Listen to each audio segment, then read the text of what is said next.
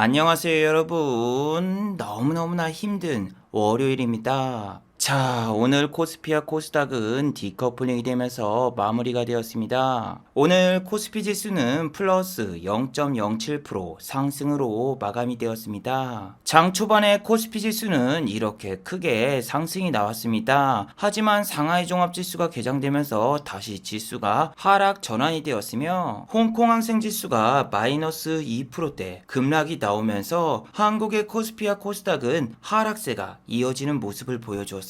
하지만 장 막판에 상하이 종합지수가 이렇게 상승 전환이 나오자 한국의 코스피 지수 역시 이렇게 상승으로 마감이 되었어요. 하지만 코스닥 지수는 코스피와 정반대의 모습을 보여주었죠. 코스닥 지수는 오늘 마이너스 1.12% 하락으로 마감이 되었으며 코스닥의 상승과 하락 종목을 보시면은 정말 심각하죠. 하락 종목이 1100 종목이고 상승 종목이 200 종목밖에 되질 않아요. 하지만 이건 코스피 역시 마찬가지입니다. 삼성전자와 SK하이닉스가 상승이 크게 나오면서 지수 자체는 상승으로 마감이 되었지만 상승과 하락 종목을 비교해 보시면은 하락 종목이 2배 이상 많은 걸 알 수 있습니다. 자, 그리고 여러분을 기다리는 이벤트가 있습니다. 바로 미국의 선물옵션 동시 만기일이죠. 이번 주에도 미국 증시가 계속 하락이 나온다면 한국 증시 역시 따라갈 가능성이 상당히 높은데 과연 이번 주 한국 증시는 어떤 모습을 보여줄까요? 지난주처럼 외국인의 대량 매도가 나오면서 한국 증시는 또 이렇게 하락하는 모습을 보여줄까요? 아니면 반대로 한국 증시는 큰 반등이 나올까요? 오늘 이 시간에 한번 알아보도록 하죠.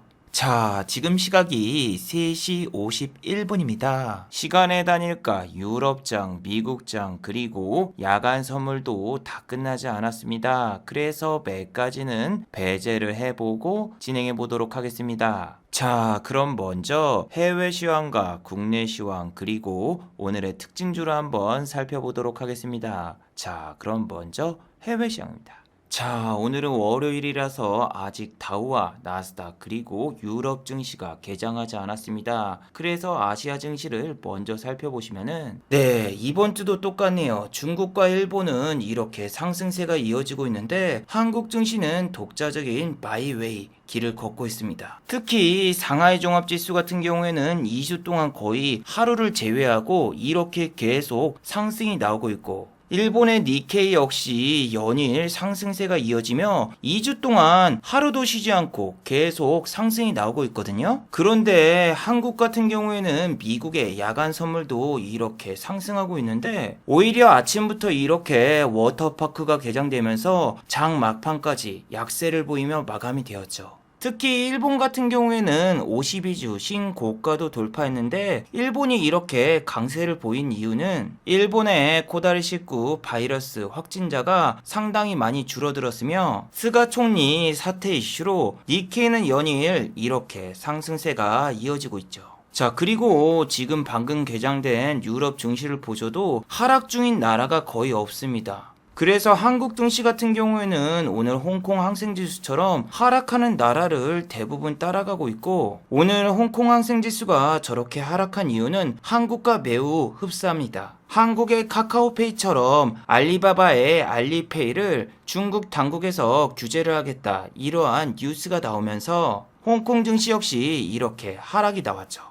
자, 저런 뉴스 때문에 홍콩에 상장돼 있는 알리바바 그룹 홀딩스 같은 경우에는 마이너스 4.29% 급락이 나왔습니다. 자, 한국도 똑같죠. 주말 내내 카카오, 네이버, 카카오페이, 빅테크 기업을 규제한다. 이런 뉴스밖에 안 나왔습니다. 특히 이번에 상장하는 카카오페이 같은 경우에는 카카오페이에서 제공하는 자동차 보험 비교 서비스 당장 중단하라. 이거는 금소법에 위반되는 행위이며 카카오페이의 상장 역시 미뤄질 것이라는 뉴스가 나왔습니다. 그래서 오늘 알리페이와 똑같이 카카오뱅크는 마이너스 6.24% 급락이 나왔습니다. 제가 여러분 네이버와 카카오 그리고 카카오뱅크에 대해서는 지난 영상에서 계속 말씀을 드리고 있지만 카카오 같은 경우에는 장중에 개인 투자자분들을 유혹하기 위해서 이렇게 보합까지 마쳤습니다.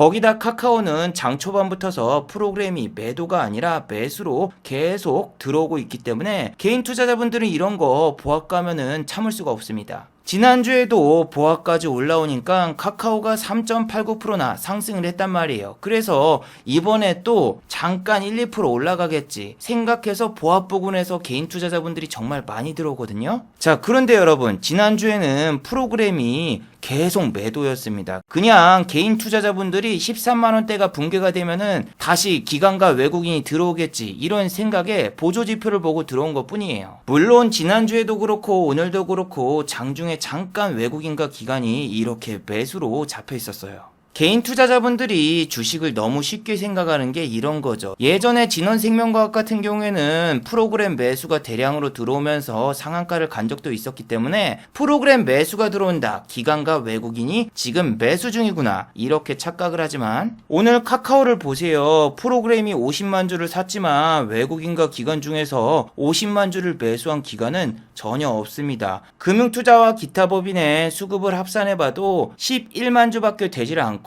외국인을 포함하면 12만 주밖에 되질 않아요.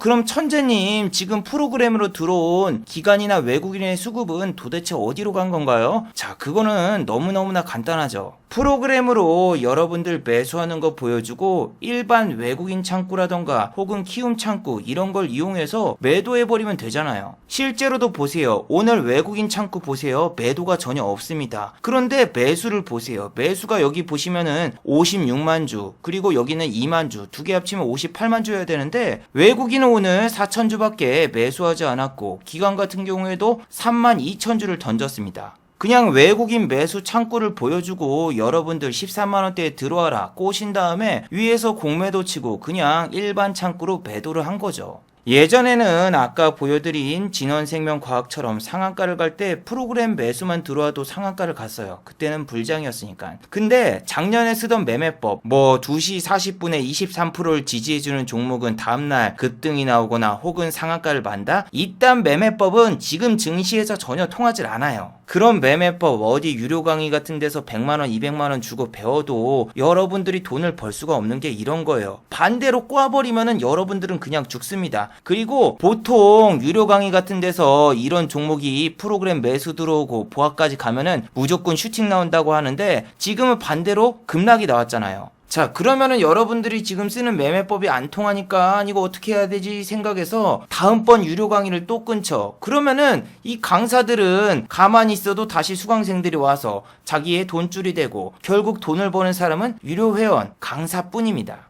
이게 여러분 계속 말씀드리지만 카카오, 네이버, 카카오뱅크 이런 종목 같은 경우에는 아직 국감이 시작도 안 됐습니다. 국감에서 카카오하고 네이버 불러서 뭐라고 한마디 말만 더 하면은 올라오던 주가도 다시 빠질 수 있기 때문에 이런 종목 지금 낙폭과 대잡기 이런 거 할 필요가 없어요. 왜냐하면은 지금 개인 투자자분들은 카카오뱅크, 카카오, 셀트리온, 현대차 등 모든 내리는 종목이 낙폭과대라고 생각하고 잡고 있잖아요. 그러면은 개인 투자자분들이 알아서 계속 들어오니까 위에서 공매도 치고 계속 빼버리면은 결국에는 개인 투자자분들은 떨어져 나갈 수밖에 없습니다. 지금 여러분 외국인 투자자가 엄청나게 많이 던진 것 같지만 팔아봤자 0.5%, 0.2%, 0.1%입니다. 지분 1% 정도를 던졌는데 3일 동안 얼마가 빠졌다? 16%가 빠졌죠.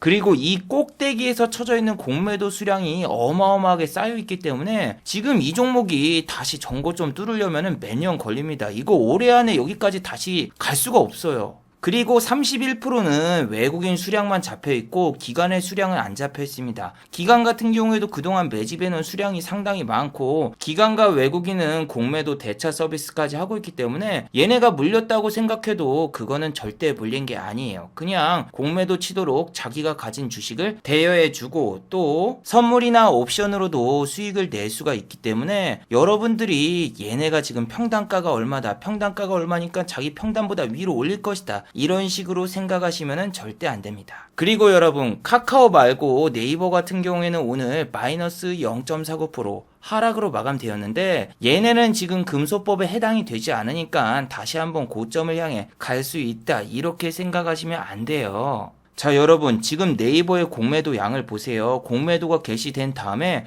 공매도가 이 정도 쌓여 있었단 말이에요. 근데 이 당시에는 하루 공매도가 10억 원대였습니다. 그런데 최근에 카카오하고 네이버 규제한다 뉴스가 나온 다음에 공매도가 얼마입니까?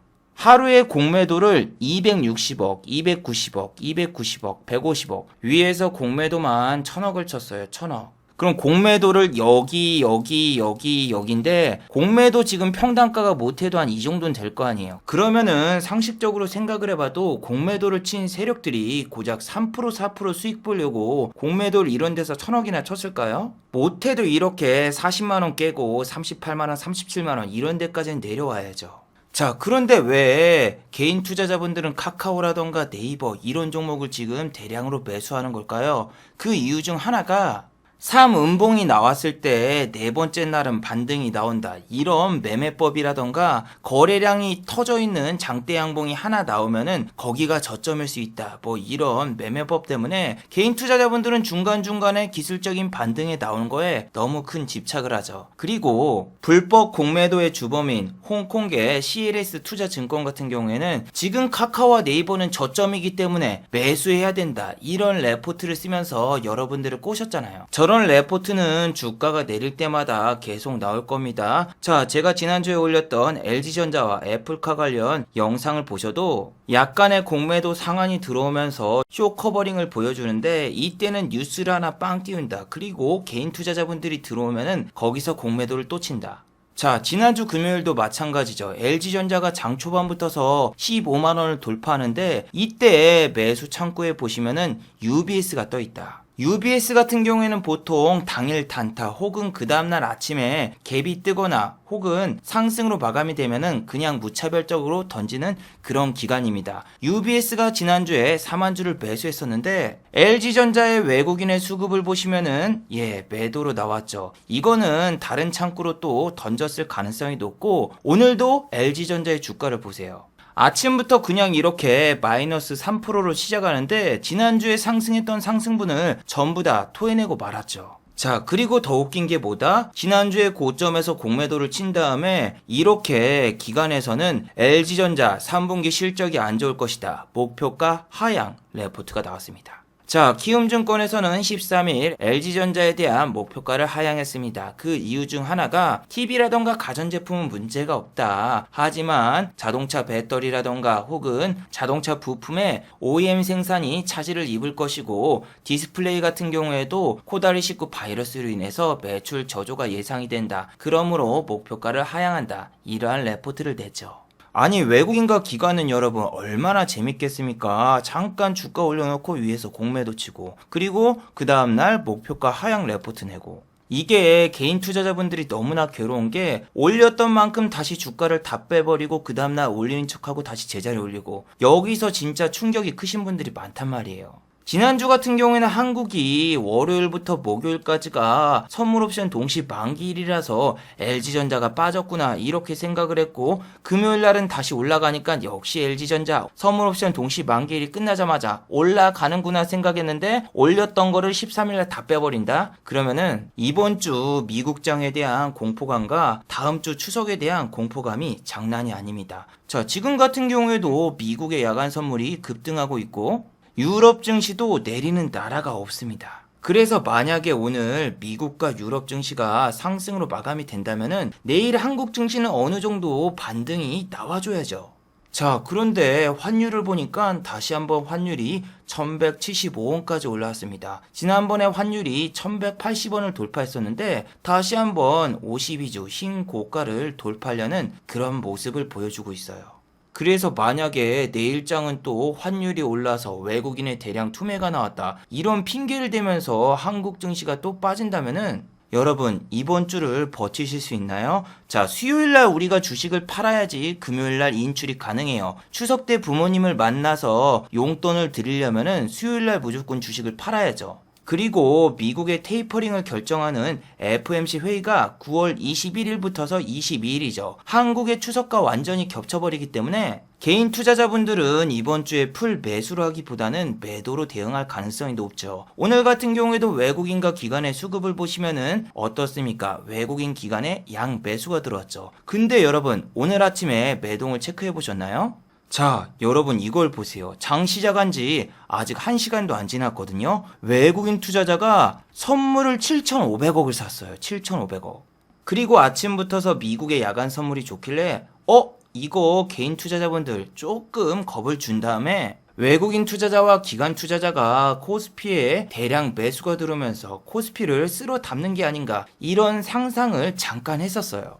자, 그런데 선물 같은 경우에는 7,500억이나 순 매수가 들어온 반면에 어떻습니까? 코스피와 코스닥 매수 자금이 1,000억도 안 됩니다. 외국인이 189억을 샀었고 개인은 600억을 팔고 있고 기관이 456억을 사고 있어요. 그런데 홍콩 항생지수가 개장된 다음에 홍콩 지수가 떡 나가니까 외국인 투자자는 바로 코스피를 매도해버렸어요. 그리고 기관 역시 매도하는 모습을 보여줬죠. 그래서 여러분들께 지금 가장 중요한 게 중국 증시가 개장된 다음에 그 다음에 포지션을 잡으세요. 지금 상하이 종합지수가 개장하면은 우리 증시가 떡락을 할 것인가 올라갈 것인가 어느 정도 판명이 나거든요. 오늘 같은 경우에도 보세요. 상하이 종합지수 개장하니까 내린 종목이 막 거의 1200이고 코스피 같은 경우에도 상승한 종목이 고작 200 종목 싸우고 싶어도 싸우기 정말 힘든 상황이죠. 그런데 아침부터서 막 정치 테마주가 움직이고 알루미늄 관련주가 막 움직여. 여러분 막 손이 근질근질 거리잖아요. 일성건설 이 녀석 오늘 또 상한가 가는 거 아니야? 지난주에도 막 급등했는데 장이 어려운 것 같은데 한번 때려보자 하고 때렸다? 자, 그럼 바로 그냥 이렇게 쑥 때려 맞고 오늘 고점에서 추격 매수 잘못했으면은 마이너스 10%의 손실을 받겠죠.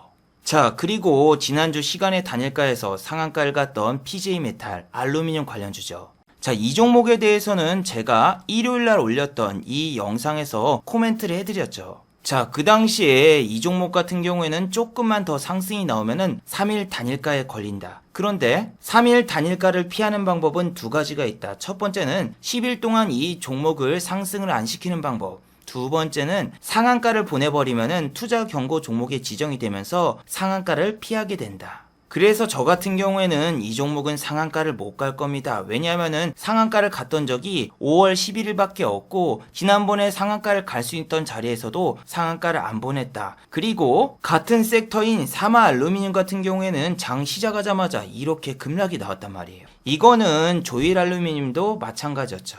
그리고 PJ 메탈 같은 경우에는 장 시작하자마자 프로그램 매수가 한 번도 안 들어오고 프로그램 매도만 계속 늘어나고 있습니다. 장중에 프로그램 매도가 매수로 전환된 적이 없고 계속 이렇게 매도만 나왔어요. 그리고 이 종목 같은 경우에는 딱 지난번 고점을 돌파시켜 놓은 다음에 개인 투자자분들을 꼬셔놓고 바로 밑으로 빼버렸어요. 아침에 이거 세 가지만 체크를 하셨어도 저런 종목에 빨려 들어가지 않으셨을 텐데 장이 안 좋으니까 이것도 상한가를 가거나 급등이 나오지 않을까 이런 착각을 하게 된다니까요.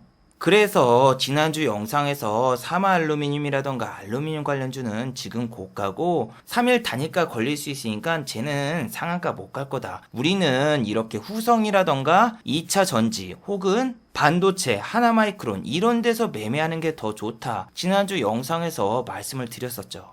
특히 오늘 후성 어떠셨나요? 시작하자마자 하락으로 출발했죠. 이 종목 같은 경우에는 시작하자마자 이렇게 막 1%에서 2% 빠졌을 때 매매가 가능하며 지난주와 다르게 장중에 프로그램 매도도 발생하지 않았기 때문에 오늘 충분히 공략할 수가 있었습니다. 반면 하나마이크론 같은 경우에는 프로그램이 이렇게 매도 중이고 수급을 보시면은 외국인과 기관은 오늘 양 매도를 했고 개인만 샀어요. 그런데 장중에는 외국인이라던가 기관에 수급이 제대로 잡히지 않았죠. 그래서 개인 투자자분들이 볼린저 하단선에서 매매하는 이런 매매법을 써서 잠깐 들어왔습니다. 잠깐. 이렇게 잠깐 들어왔을 때 프로그램 매도가 여러분 막 3만 주씩 늘어나거든요. 이럴 땐 여러분 절대 들어가면 안 돼요. 개인 투자자분들 같은 경우에 보합에서 어마어마한 수급이 보통 들어오거든요. 근데 얘네는 보합에서 매도를 하려고 준비를 하고 있기 때문에 잘못하다가는 카카오처럼 될 수가 있어요. 카카오처럼. 하락에서 보합으로 전환이 됐을 때 슈팅이 나오는 매매법은 상승장에나 가능한 거예요. 여러분들이 뭐 유료 강의에서 이렇게 보합에 매물이 많아버리면은 자기가 돈 좀 있으면 이걸 뚫어버려라. 그러면 위로 슈팅이 빡 나올 수 있다. 이렇게 막 가르치는 분도 많아요. 물론 이현제약 같은 경우에 보세요. 누가 보합에서 시장가로 긁어버리니까 슈팅이 그냥 확 나왔거든요. 그런데 이 종목 같은 경우에는 기사도 나왔잖아요. 낮은 유통 주식수와 대주주가 많이 가지고 있는 종목 같은 경우에는 10억, 20억만 매매를 해도 10%, 20% 급등이 나온다. 특히 장중에 뉴스가 나와서 올라간 겁니다. 앞으로 5년 동안 한국이 2조 2천억을 투자해서 백신 생산 역할을 할 것이다. 뭐 이런 뉴스가 나왔죠. 그래서 백신 관련주인 아이진이 먼저 급등을 했습니다. 아이진이 먼저 움직여야지 2등주인 이현제약이 움직이는데, 자, 아이진도 밑에 호가창을 보세요. 일단 호가 공백이 있죠. 그리고 두 번째로는 뭐 5주, 50주, 600주, 17주 주식수가 너무 적어가지고 손쉽게 그냥 주가가 올라가고 있죠. 그래서 이현제약 같은 경우에는 저런 뉴스가 뜨자마자 보합에서 6%까지 그냥 쫙 올랐다가 밑으로 쭉 내려오죠. 뉴스빨이 끝나서 바로 내려오는 거고, 여러분들이 이거 내가 보합에서 아까 그냥 시장가로 질렀으면은 오늘 6% 먹었을 텐데 강사님한테 배운 매매법 쓸 걸 괜히 안 썼다, 이렇게 생각하시면 안 되는 거예요. 지금은 저런 뉴스 나와도 예전처럼 막 10%, 20% 급등하는 장도 아니고, 시간의 단일가도 보세요. 제넥신이랑 지금 뭐 진원생명과학이 인도에서 첫 긴급 사용 승인을 받았다, 이런 찌라시가 나왔습니다. 그럼 여러분, 뉴스만 보면은 정말 엄청나 보이죠. 와, 한국 백신이 인도에서 긴급 사용 승인을 받았어? 와, 대박, 시간의 상한가겠구나, 이렇게 생각을 하시지만, 자, 제넥신 같은 경우에는 정말 찌라시가 많은 종목입니다. 인도네시아, 인도부터 시작해가지고 자회사에 무슨 1조 원 규모의 기술 수출을 했다, 막 이렇게 찌라시를 뿌리는 아주 그지 같은 종목입니다. 저런 찌라시 하나로만 주가를 거의 20만원대까지 올렸습니다. 그런데 여러분, 주가가 1년도 안 돼가지고 반토막도 아니라 반에 반토막, 7만 3천원까지 떨어졌어요. 제넥신은 갑자기 임상 발표 날이 다가오자 임상 결과를 발표 안 하고 부스터샷으로 갑자기 새롭게 임상을 진행한대요. 저런 뉴스가 계속 나오니까 어떻게 되겠습니까? 주가가 그냥 박살이 났죠. 고점 대비해서 마이너스 61%가 빠졌고, 다시 19만 6천원까지 가려면은 주가가 100% 올라도 저 주가까지는 갈 수가 없어요. 그리고 여러분, 상식적으로 생각을 해보세요. 제넥신에서 1조 2천억가량 기술 수출 계약을 했대요. 그런데 제넥신의 재무제표를 보시면은 상패되기 바로 직전인 회사의 재무제표잖아요.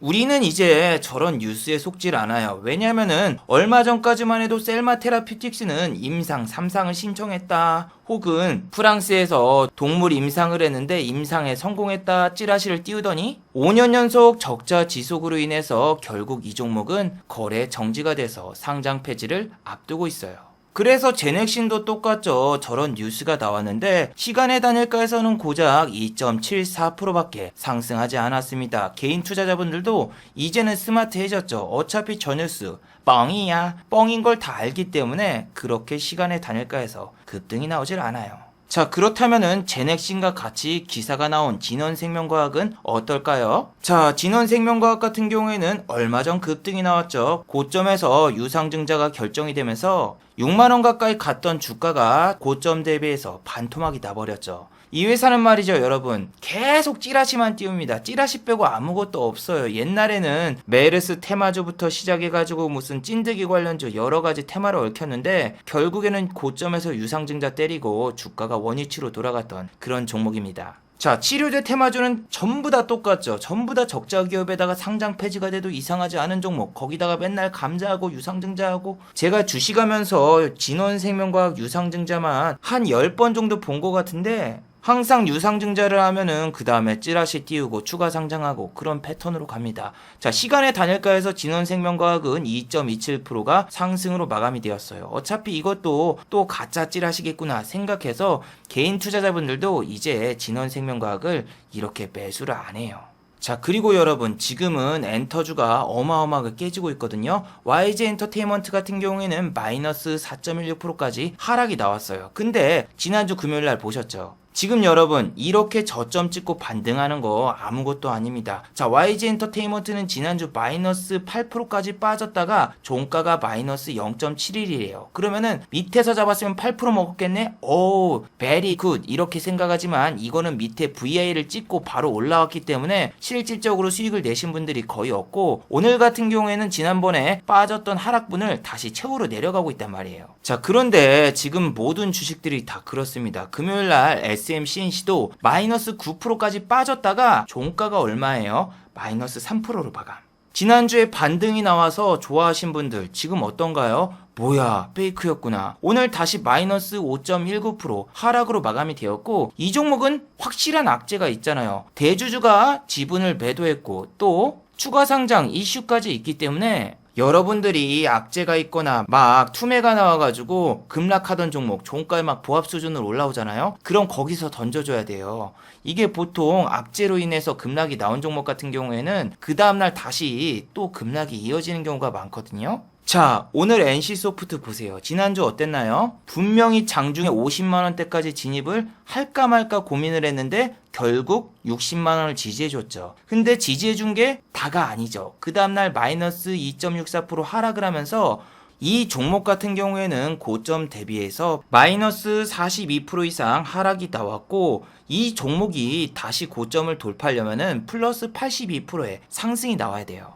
그래서 지금 저점을 지지해주고 반등 나오는 거 그런 거 의미가 없어요. 그 다음날 다시 깨로 가버리니까. SK 바이오사이언스도 똑같죠. 지난주에 이렇게 상승으로 마감이 되었는데 상승한 분만큼을 다시 다 빼버리고, 지금 장에서는 말이죠 여러분, 상승하는 종목 200종목이 계속 상승이 나와요. 지금 거의 일주일째 매일 오르는 주식들이 홍준표 관련주, 이재명 관련주, 2차전지, 그리고 알루미늄이라던가 원자재 관련주, 이 네 섹터거든요. 근데 방금 말씀드린 관련주들은 이 하락 종목이 다음날 상승으로 넘어가는 순간 거기서 그냥 끝나버려요. 이런 주식들 같은 경우에는 주가가 이미 너무 많이 상승해서 투자 경고라던가 혹은 3일 단일가 지정 예고가 다 나온 종목들입니다.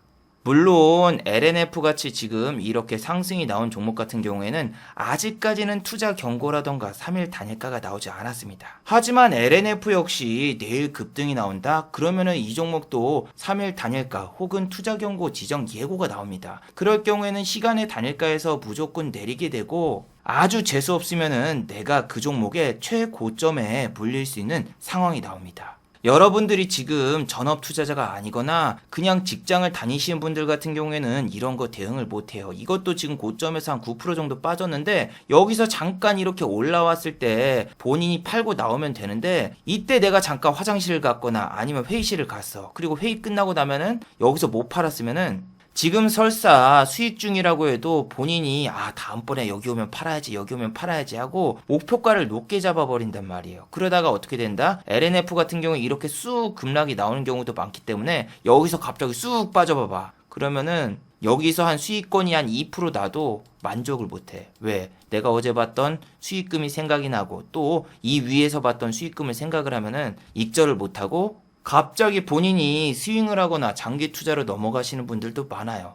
실제로도 이 방송을 보고 계시는 우리 구독자분 중 한 분이 리드코프라는 주식을 분명히 9,900원에 매수를 하셨고 여기까지 왔는데 제가 안 판 걸로 알고 있거든요. 그리고 내려왔을 때도 지금 이거 뭐 익절하시거나 정리해야 되는 거 아닌가 이렇게 물어봤는데, 이거 12,000원 뚫을 건데 이 정도에서 쫄면 안 된다 이렇게 말씀을 하셨는데, 오늘 드디어 본인의 평단 밑으로 내려왔습니다.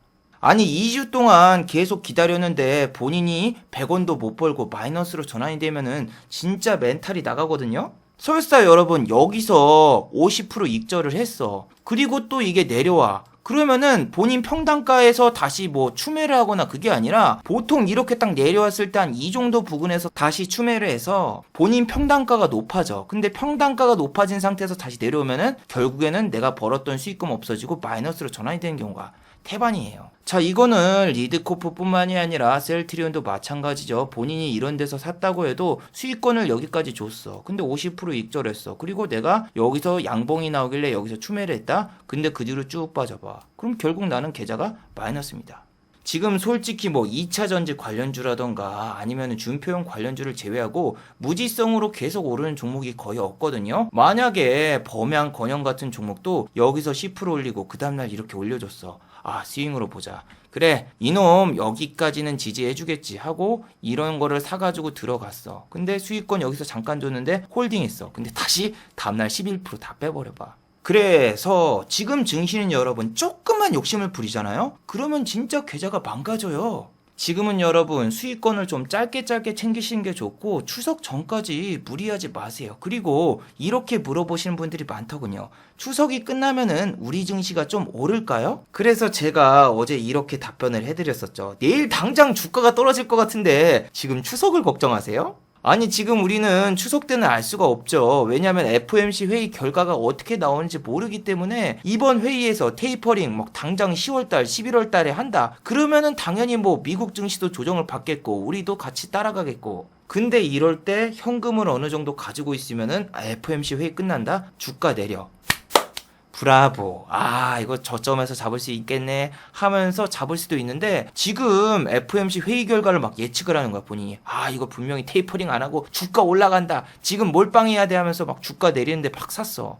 근데 FOMC 결과가 정반대로 나오고 추석 때 미국 증시가 계속 빠져봐봐요. 그러면은 본인은 여기서 무리해가지고 여기서 전부 다 깨져버립니다. 그래서 여러분들 추석 전에 큰 수익을 바라지 마시고 너무 무리하지 마시길 바래요.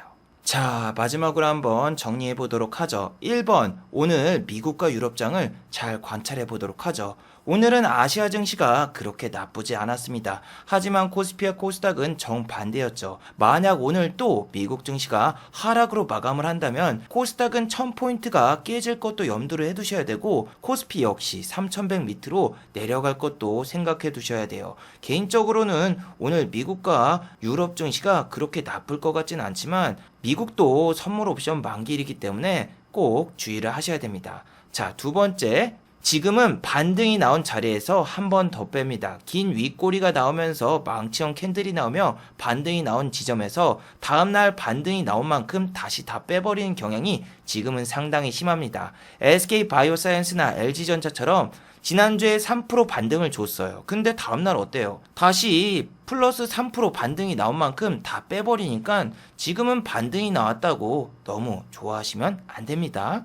자, 유튜브 광고도 끝까지 시청해주시면 정말로 고맙겠고 좋아요와 구독하기도 많이 눌러주시면 정말로 고맙겠습니다. 아, 그리고 또 어제 생방송 전에 저를 후원해주신 정말 고마운 분들이 계셨네요. 네, 제 유튜브 영상 밑에 있는 투네이션 후원하기 버튼을 눌러주시면 저를 후원해주실 수 있는데 아, 제가 착각했네요. 오늘은 후원해주신 분이 아무도 안 계셨습니다. 자, 다들 수고하셨고 즐거운 평일 되시기 바랍니다. 다들 수고하셨습니다.